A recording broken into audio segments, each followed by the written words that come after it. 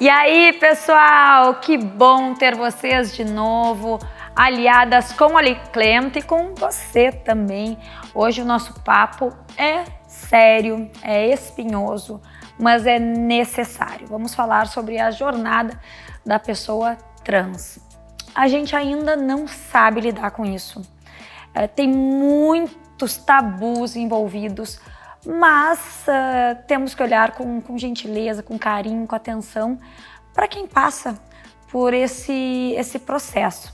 E eu estou aqui com o psiquiatra, o Dr. João Jordani, psiquiatra da infância, então vai nos dar essa abordagem, né, de quem começa a perceber lá no início que sim, há essa tendência a ser trans, e a Patrícia Bongiolo, que é mãe de uma criança que está vivendo isso.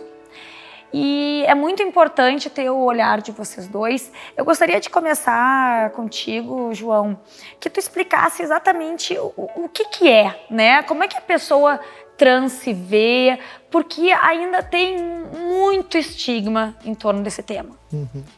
Acho interessante pensar que uma criança trans, uma pessoa trans não nasce com 18 anos, né? As pessoas trans começam a se identificar e lembram de momentos da infância em que elas sentiam que já tinha alguma coisa de diferente na sua percepção sobre si mesma e sobre o seu corpo. Então, hoje em dia, pela circulação do tema nas redes sociais, na mídia, isso tem sido cada vez mais divulgado e as crianças estão podendo nomear isso e se identificar mais precocemente dessa forma. Então essas crianças estão começando a aparecer nos consultórios, na nossa rotina diária como profissional de saúde mental, e a gente tem que se atualizar para poder lidar bem com essas crianças, saber como chamar, qual pronome utilizar, né? Pois é, de uma forma muito simplista, é a pessoa que nasce com um sexo, né? Uhum. E ela, na verdade, se vê como outro gênero. Isso, ela nasce com um sexo biológico designado ao nascer a ela, e ela se identifica, por algum motivo, que a gente não conhece, com o outro gênero. E ela tem um desejo de viver dessa forma, como o outro gênero. Eu acho importante destacar, e aí vem a questão realmente assim, da ciência, a questão técnica. Ela se vê assim. O fato de ter um corpo que não condiz deve ser muito doloroso. Isso, a gente chama esse fenômeno que eu expliquei, se chama incongruência de gênero, que é a pessoa não se identificar com o gênero que ela nasceu. Mas existe a disforia de gênero, que são esses sentimentos negativos que vêm junto com a sua própria percepção em relação ao seu corpo. Então, algumas pessoas trans têm desconfortos em relação no caso dos homens trans, a ter mamas, ou no caso das mulheres trans, a terem pênis ou terem pelos faciais. Então, algumas características podem causar desconforto para essas pessoas. Patrícia, é super difícil, né? Mas eu te agradeço a tua disponibilidade em vir, porque é uma exposição, mas alguém tem que ter coragem de falar abertamente, de forma sincera sobre isso. Porque como mãe, eu imagino que seja muito doloroso o que tu tá passando. A gente sempre quer que os filhos sejam felizes. E aí deve ficar esse embate entre tudo que tu sempre sonhou, né? Desde o momento em que tu pega o bebê no braço, ele é de um jeito e de repente o teu filho ou tua filha começa a se ver de outra forma e aquilo causa um sofrimento sem dúvida nenhuma. Como é que tá sendo essa experiência? Para nós, assim, da família, a gente até tá abraçando ela, né? E claro, eu não vou dizer que é uma coisa fácil, né? Tanto que para o meu marido não é muito fácil. No início foi bem complicado, né? Quando a psicóloga da creche chamou nós para falar de gênero, uma criança de 5, 6 anos que dizia que queria ser menino na creche. Só que para mim assim parece que não faz diferença, né? Eu vejo ela assim, ela é maravilhosa do jeito que ela é, sabe? Então eu vou pelo amor, assim. Eu pensei comigo, eu vou agir com amor, né? Porque não tem muito o que fazer, porque também é um assunto que a gente não compreende muito bem e ela também não entende. E eu vejo que isso causa um sofrimento para ela, né? E a única coisa que ela sabe que eu apoio ela, que eu tô do lado dela e a família também, né? Não foi fácil para os mais idosos, que eu digo, né? A avó dela, só que é uma coisa que a gente vai trabalhando. O que já aconteceu, situações assim que foram graves e que não deveriam ter ocorrido exatamente por conta disso que tu tá mencionando, Patrícia? É assim, né? Uma vez, posso contar um fato que aconteceu. Uma pessoa no mercado, né, que conhece a gente, chegou e disse assim para ela: ai, Laura, tu tá com cabelo curto, né? E ela disse: eu gosto, eu quero meu cabelo curto porque eu quero ser menino, né? Eu dou total liberdade para ela. E essa pessoa pegou e disse: mas tu não pode, né? Tu é menina, tu tem que ter cabelo comprido. Daí eu simplesmente peguei ela pelo braço, fui para outra fila, né? E saí dali e expliquei para ela que vão existir pessoas assim, né? E ela tem que saber disso, que nem sempre eu vou estar com ela. Só que ela não tem que dar bola, entendeu? Porque são pessoas que não têm a informação, são pessoas que às vezes não têm empatia e até falta de respeito. Né? Em primeiro lugar, que as pessoas não têm que se meter na vida dos outros e dizer o que é certo e errado. Agora, nesse caso específico, a gente se torna mais grave por ser uma criança e por ser, o que tu falou uma palavra, né, a batalha interna que ela trava, certamente é muito dura. Falou, né, Patrícia, em amor, eu acho que a tua resposta é: eu amo, estou à disposição. Acho que sentir-se incluído, aconchegado, acolhido pelo seu grupo, pela sua família, é o mais importante, sem dúvida nenhuma. O caso mais famoso que a gente acompanhou, que o mundo acompanhou, foi o da filha da Angelina Jolie, que por muito tempo a gente via claramente que ela escolheu ser um menino e era muito respeitado à época, e hoje é uma bela mulher, inclusive, né? Existe essa possibilidade de destransicionar? Isso.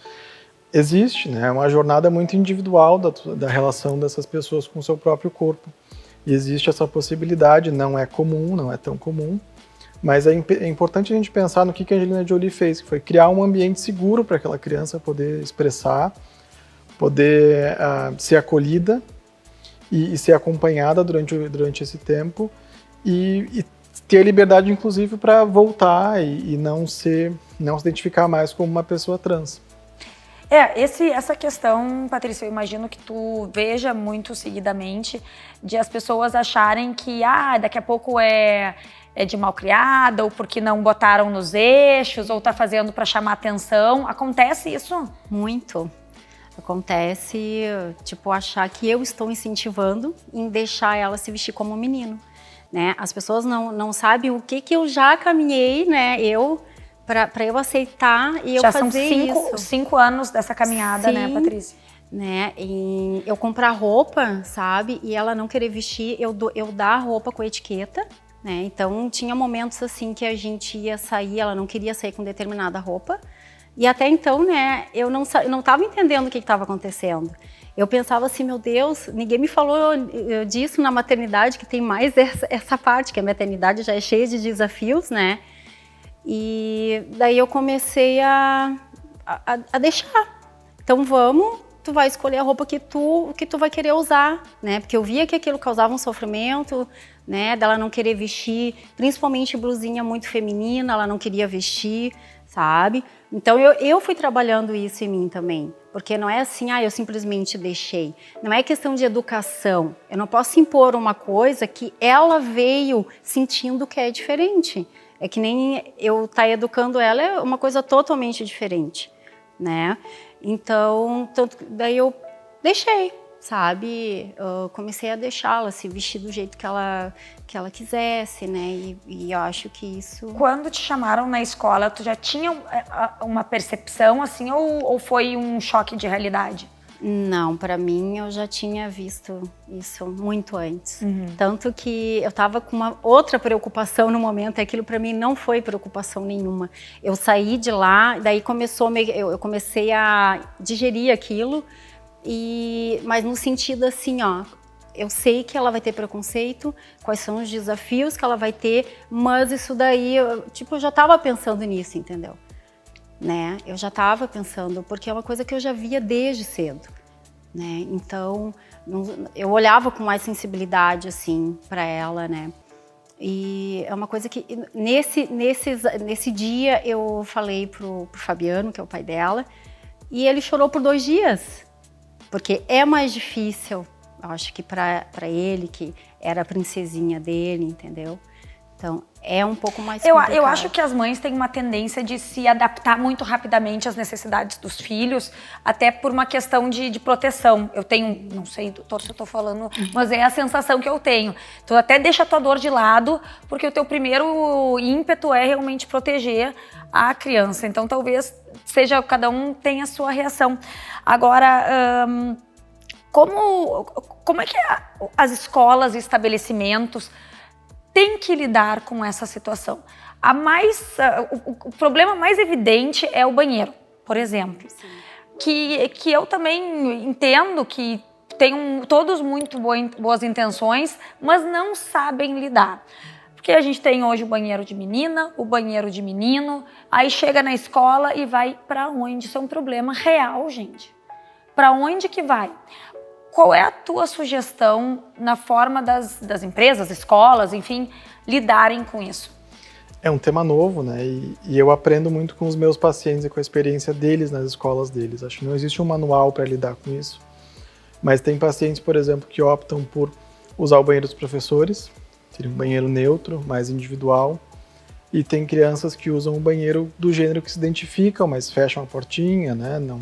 Não se expõem na frente das outras crianças. Então, é uma opção de cada pai com a escola, de conforme a escola recebe isso, mas dos casos que a gente acompanha, das crianças que a gente acompanha, as escolas recebem bem essa informação, né, e essa questão, e mudam o nome na chamada, por exemplo, de um jeito que a criança sofra menos. A intenção toda é deixar a criança, promover a saúde mental da criança, deixar ela se sentindo melhor.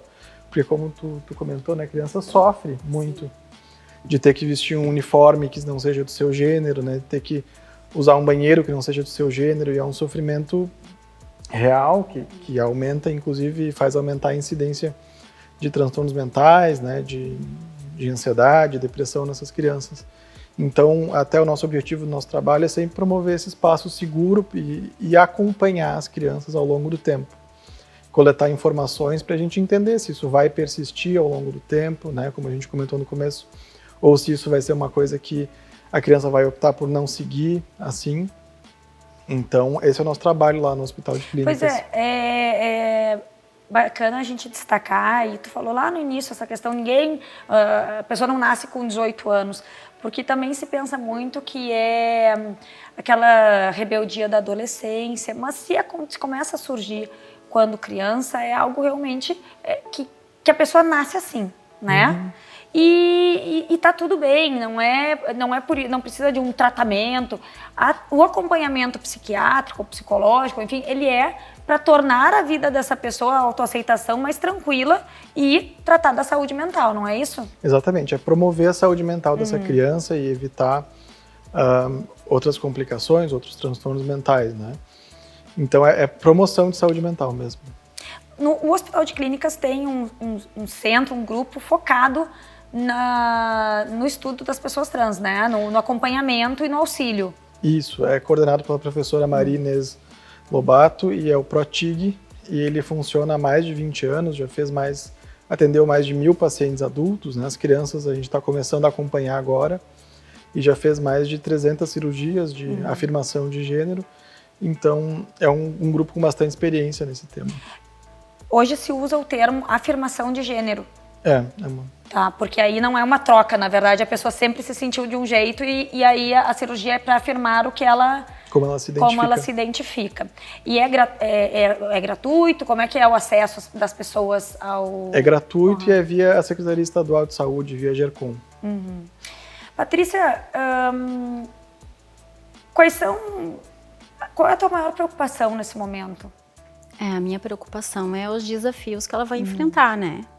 Referente ao preconceito, que ela já até enfrenta, né? Só que ela não percebe. É uma criança em formação ainda, né? Em todos os sentidos. Ela não percebe, né?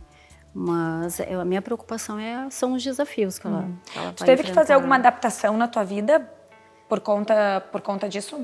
Não, na minha vida não. Não, no assim, caso. até daqui a pouco, não vou mais em tal local porque aquelas pessoas não estão sendo acolhedoras. Não deixo de ir, Ali, sabe? Tipo assim, teve uma amiga minha que se afastou, ela tem um casal de filhos, e eu creio que ela acha... e eu creio que ela acha que a Laura vai influenciar eles. Né, porque eu já escutei várias barbaridades, assim, ela deve estar vendo o YouTube que está influenciando ela. Então, na verdade, a maioria das crianças que assistem o mesmo vídeo com a minha filha vão ser trans, vão querer ser trans, né, vão se identificar com outro sexo. Não é isso, né? E, é claro, isso magoa um pouco, mas eu entendo, porque eu não posso obrigar as pessoas a entenderem isso. Eu só quero que as pessoas respeitem.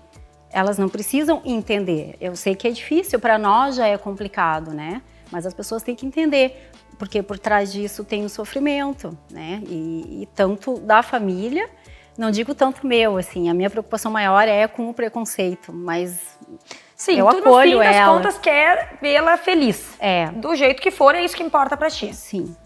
E é complicado, né? Assim, entender. Então, eu não exijo que as pessoas entendam. Eu acho só que tem que haver um respeito, tem que ter um olhar mais humano, um olhar mais empático, que essas pessoas, elas sofrem, elas têm sofrimento interno por não se identificar, né? E por que acontece isso, né? Como eu estava conversando com o Dr. João, isso tá se abrindo mais estudos referente a isso, que eu acho que tem que ter mesmo, né? Está se falando mais sobre isso, é isso que a gente está tentando fazer aqui, né? Eu costumo dizer que é uma nova gestação e um novo parto, né? Porque todas as expectativas precisam ser criadas novamente em relação a essa mudança na vida da criança. Então, isso vai envolver sofrimento dos pais, né? Eles vão ter que se adaptar e todas as famílias passam por isso, assim, né? Então, é importante um grupo de pais, né? Um grupo de apoio mútuo para que se entendam e saibam poder compartilhar o que sentem, né? Pois é, se vocês tivessem uma dica, assim, para quem está nos assistindo e se identificando, tem alguém na família ou a própria pessoa, porque isso muitas vezes não se dá conta ou, enfim, não tem coragem de falar sobre o tema. Que conselho vocês dariam? Eu daria para agir com amor, sabe? Porque eu já conheci casos assim que a mãe manda pra rua, né? Por não aceitar, por medo do que os outros vão pensar. Eu acho que nem é por ela. E eu acho que a melhor forma de agir é por amor, né? Porque a gente ama um filho, então eu acho que é o mais certo, que eu acho que a pessoa não vai errar, entendeu? Sem se preocupar com os outros, né? Que a força vem, sabe? Eu acredito que o amor e o conhecimento vão transformar só. O amor de se aproximar do seu filho, sentar e ouvir, sem falar abertamente. Sem julgar. O que a criança tem a dizer, tentar entender o quanto que a criança já sabe sobre aquilo, se o que ela sabe corresponde ao que tu pensa, entender a diferença e deixar a criança falar, que ela já tem capacidade de poder expressar o que ela quer e como ela se sente, né? E o conhecimento, buscar um profissional de saúde mental, psiquiatra, psicólogo, que possa orientar essa trajetória, que é uma trajetória que pode ser tortuosa, mas ela não precisa envolver tanto sofrimento, ela pode ser mais fácil. Amor e conhecimento, é isso que a gente tenta trazer para vocês aqui no Aliadas. A gente fica por aqui, já voltamos.